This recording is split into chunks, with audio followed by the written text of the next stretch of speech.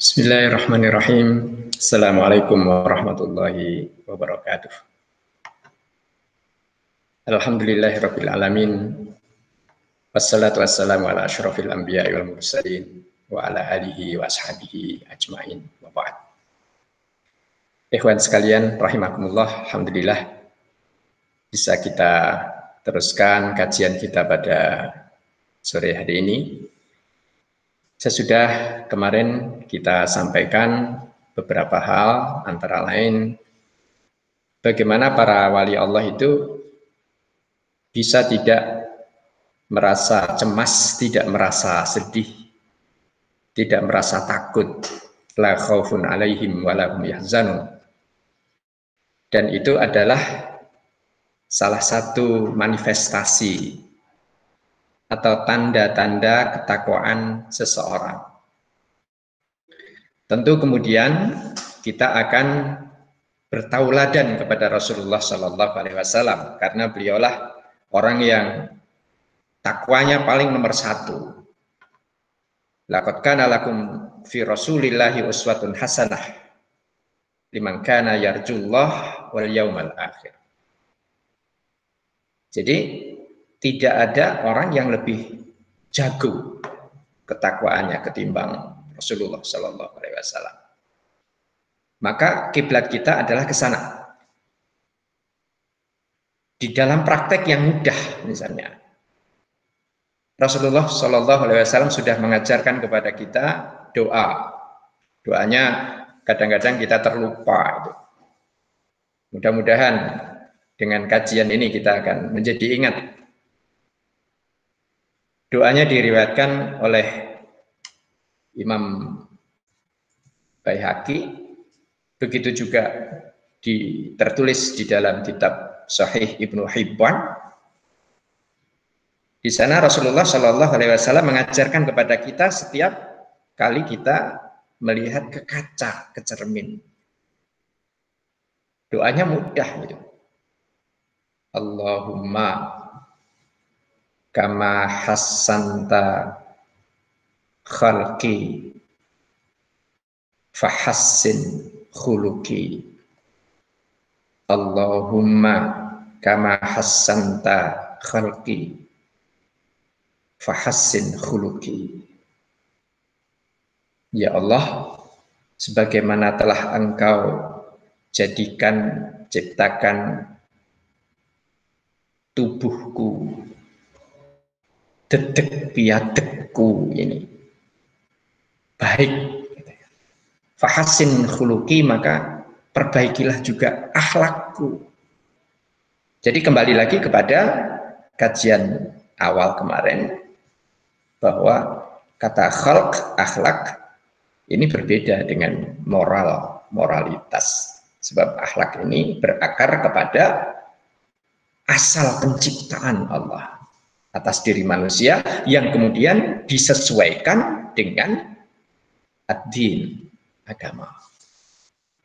Maka ikhwan sekalian rahimakumullah, poin saya untuk membuka kajian kita pada sore hari ini adalah bismillah, habis bulan Ramadan ini lepas, tidak ada lagi kamus kita merasa sedih, kita merasa berduka, biar nanti hormon endorfin kita mengucur deras dari dalam tubuh kita, sehingga yang ada adalah kegembiraan, kebahagiaan.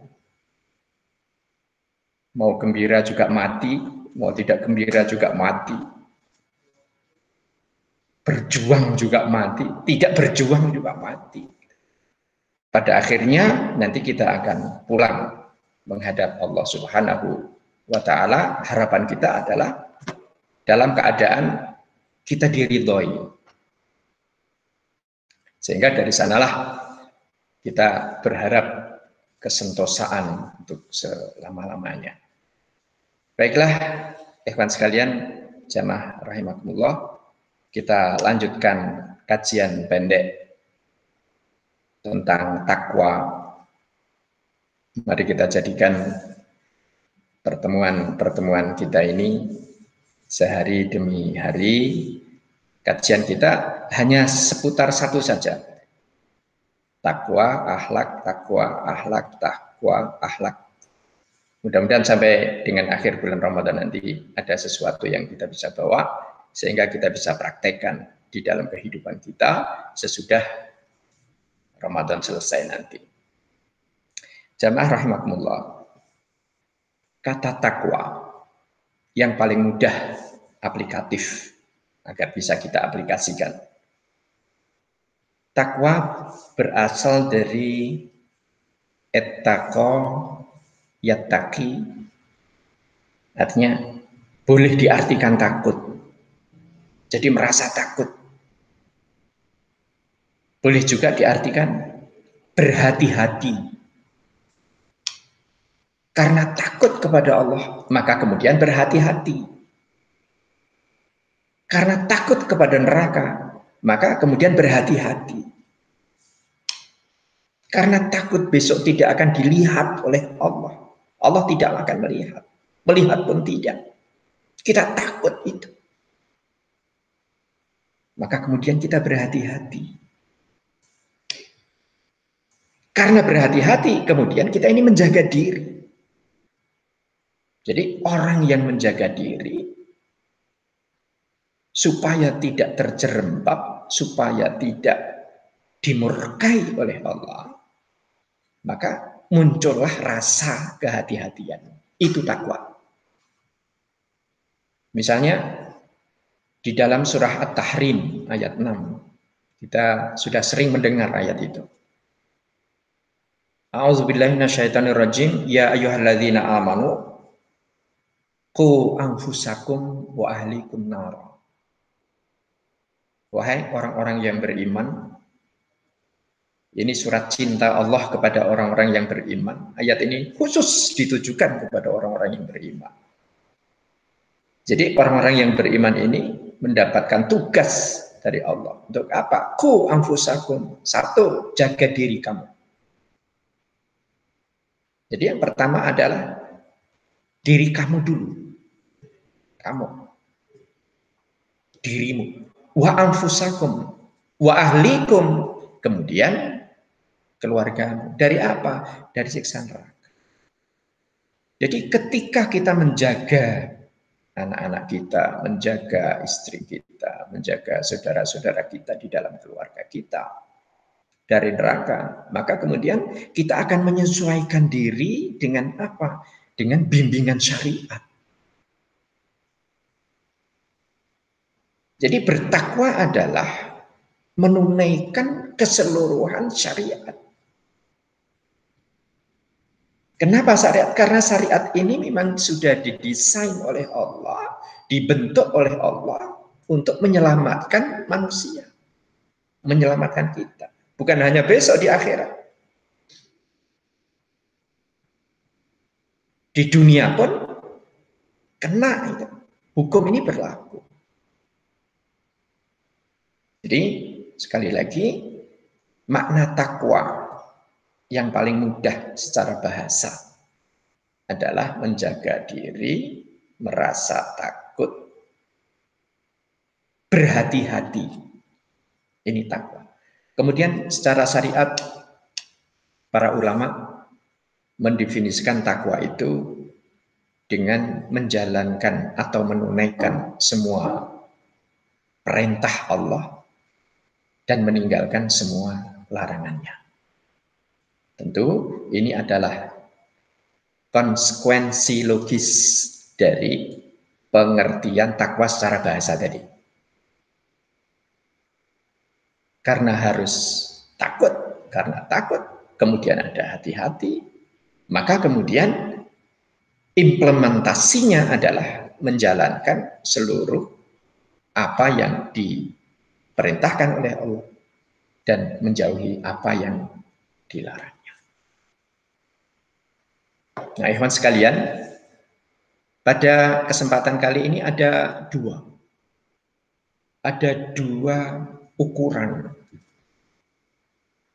ukuran tentang takwa. Seberapa takwa itu? Seberapa luas spektrum takwa gitu.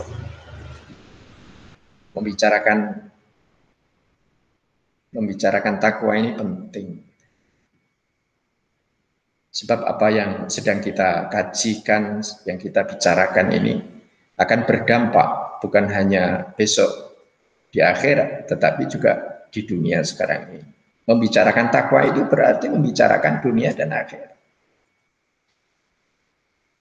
Mohon maaf, COVID-19 ini nanti akan selesai. Dan itu akan selesai di dunia, selesai.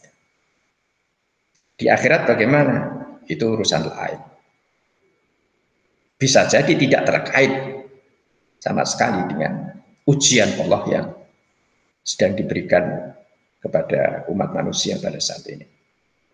Membicarakan COVID ini hanya dunia. Tapi membicarakan takwa, dunia dan akhirat. Di Senayan orang bicara tentang bagaimana rupiah terhadap dolar, ini dunia.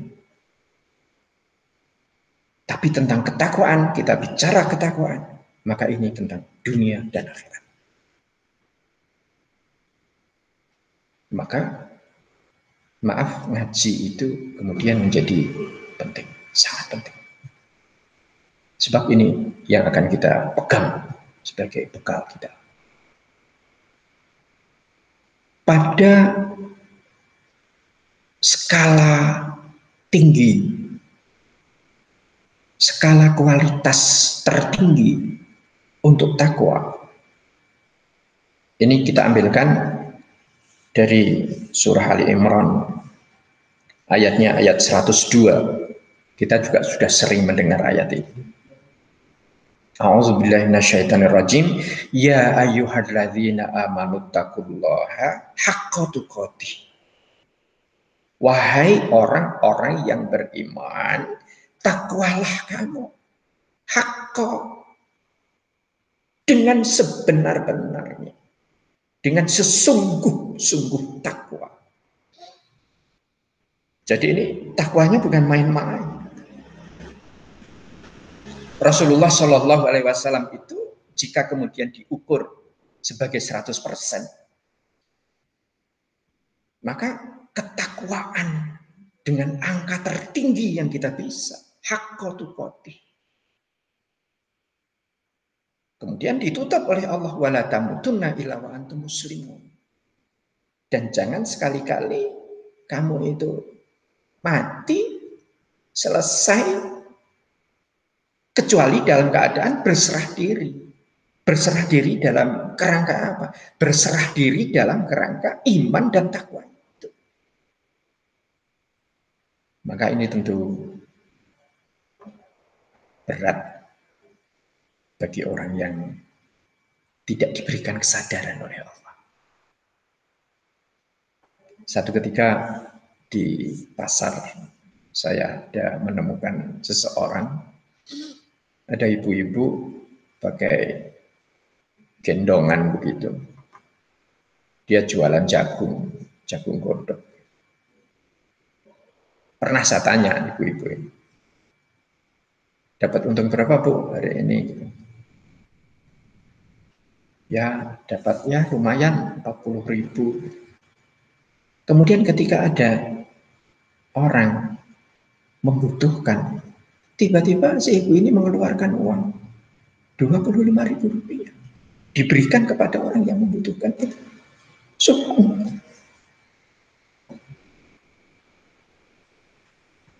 Dapat 40.000 rupiah,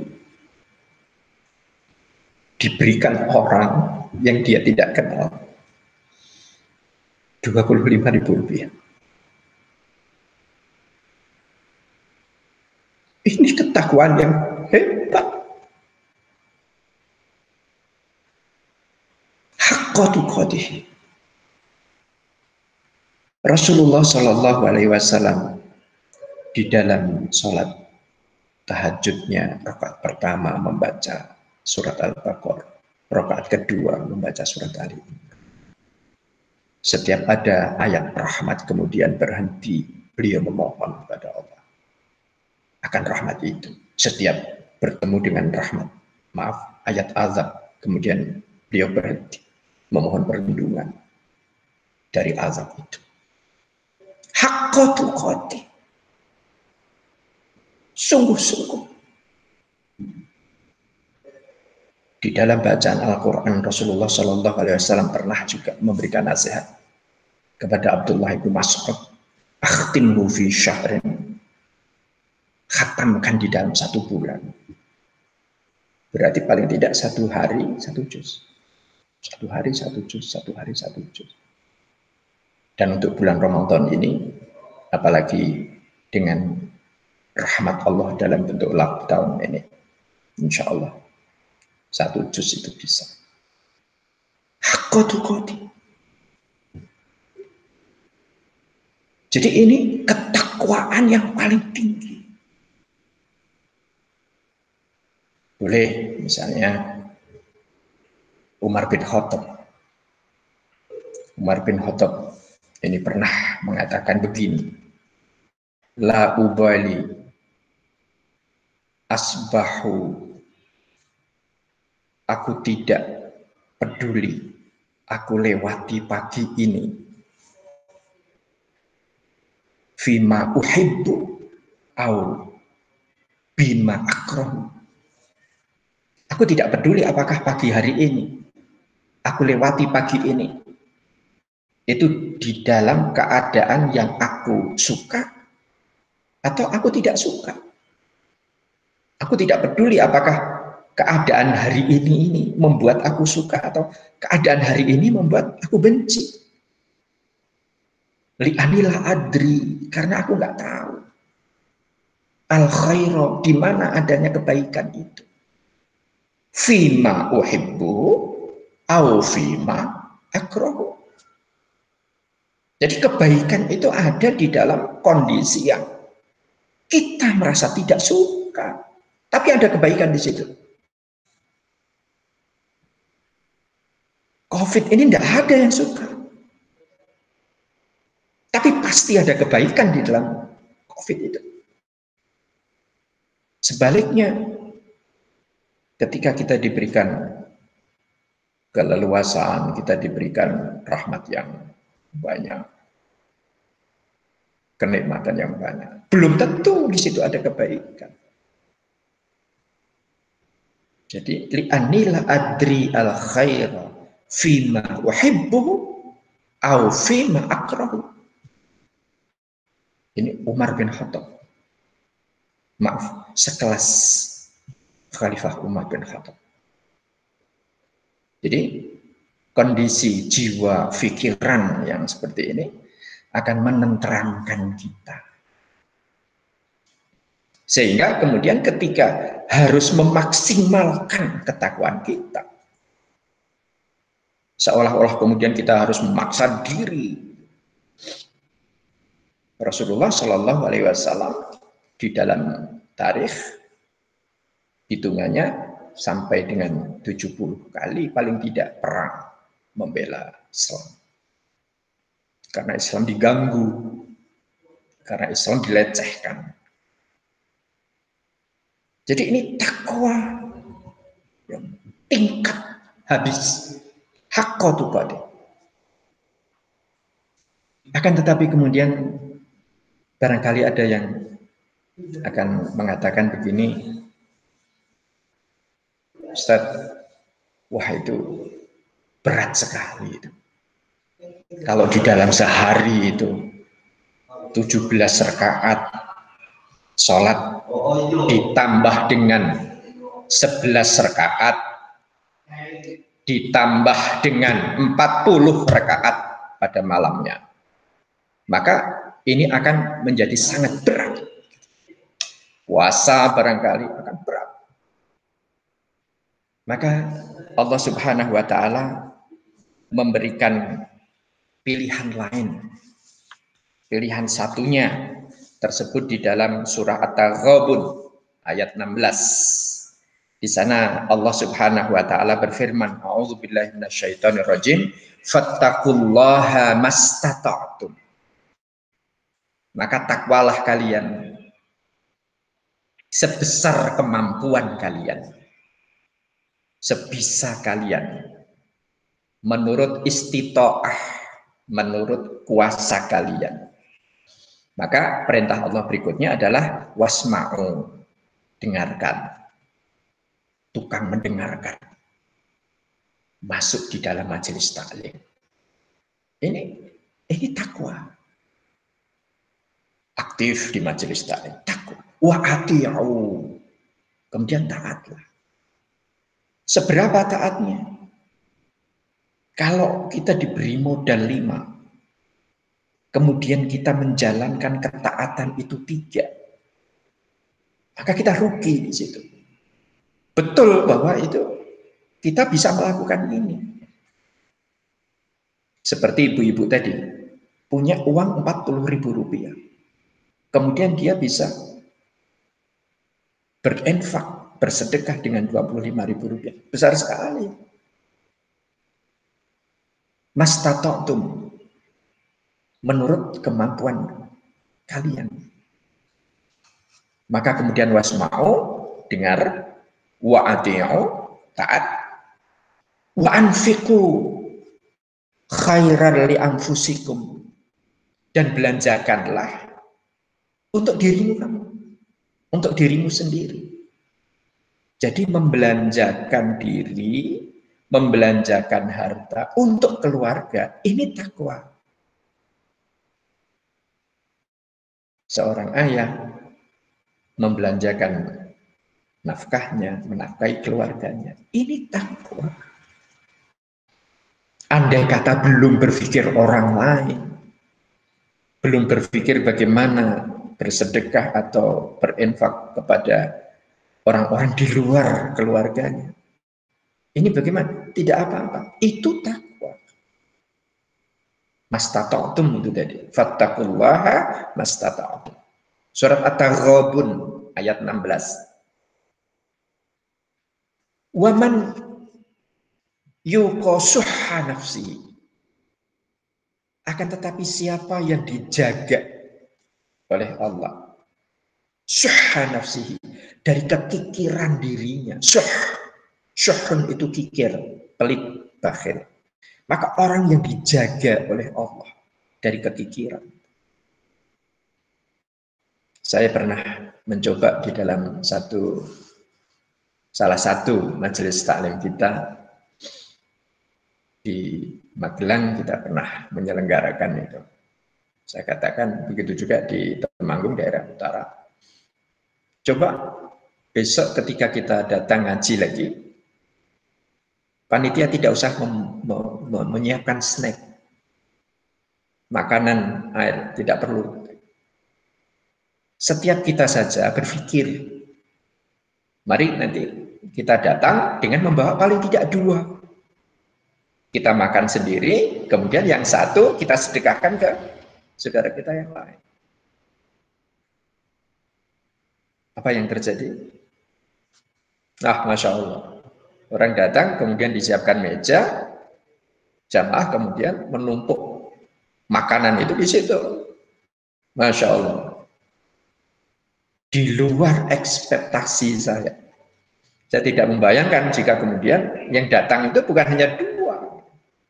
Dan undang-undangnya adalah, aturannya adalah dilarang memakan bawaannya sendiri.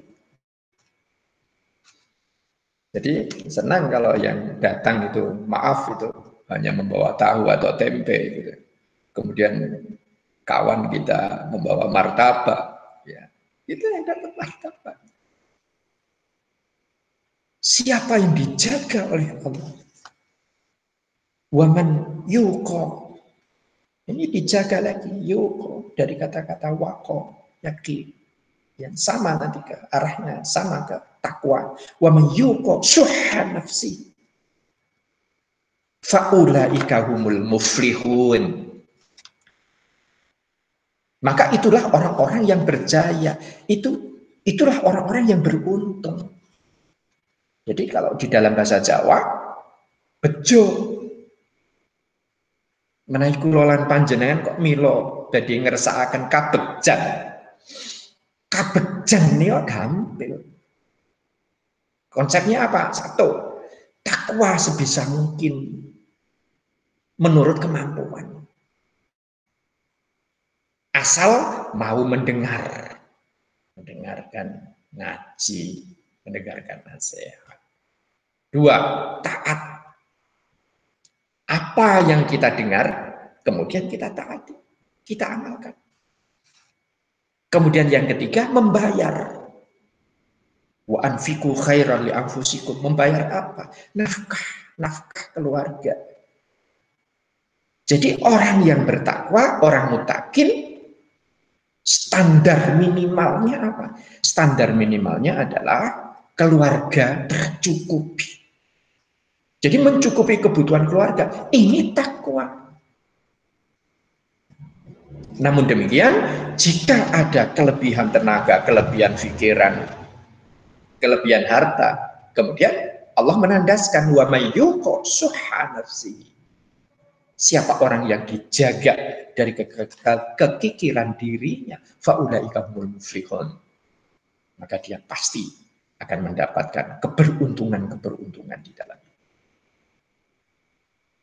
Demikian jamaah rahimakumullah yang bisa kita kajikan pada sore hari ini, yaitu spektrum takwa. Hanya ada sebuah hadis Rasulullah Sallallahu Alaihi Wasallam. Rasulullah mengingatkan, Innallaha yuhibbu ma'aliyal umur.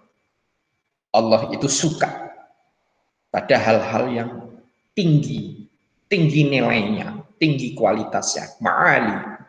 Innallaha yuhibbu ma'aliyal umur. Salat yang tertinggi kualitasnya, bacaan Quran tertinggi kualitas. Pemberian juga sama. Pemberian yang tertinggi. Wa yakrahu safasifaha.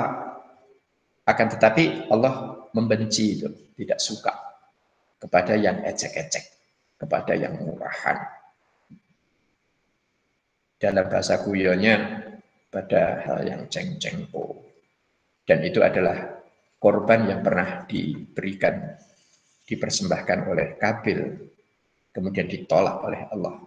Karena pemberian yang berharga murahan, safah. Jadi orang yang bertakwa adalah orang muttaqin, adalah orang yang memaksimalkan diri, mengoptimalkan diri untuk mendengar, untuk taat, untuk berinfak. Antara lain adalah itu.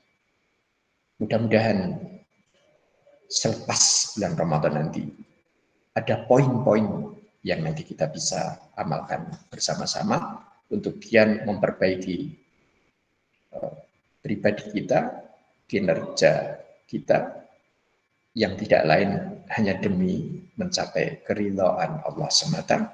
Sehingga harapannya adalah ketika nanti kita berjumpa dengan Allah, kita akan diperjumpakan dalam keadaan gembira. Dan Allah pun senang untuk menerima kehadiran kita nanti. Insya Allah demikian kita akhiri. Subhanakallahumma wa bihamdika asyhadu an la ilaha illa anta astaghfiruka wa atubu ilaik. Alhamdulillahirabbil alamin. Assalamualaikum warahmatullahi